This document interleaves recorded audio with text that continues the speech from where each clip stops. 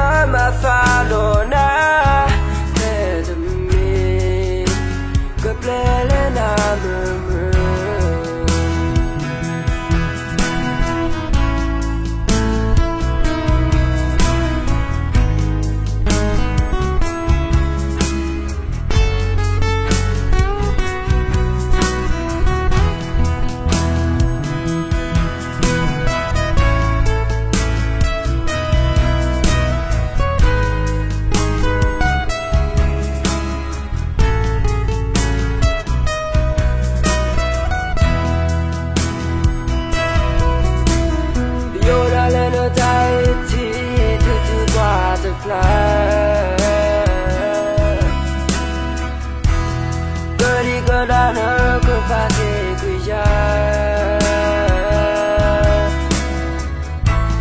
Bilo yu mete te se kabona lo ma kwilo yu menya Le yu lo si do le kuta ti kwa so No te mine kune so pula sala yu Hello no so to let me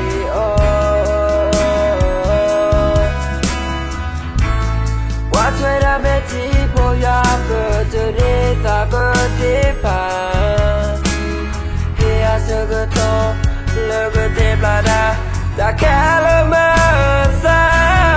No da so go to Midula you go 2 degree I learn a tank do what I could play later Draw the glare back Just the other Lord of me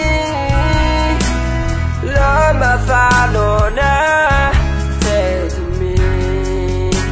Good play and I'm a moon Just the other Lord of me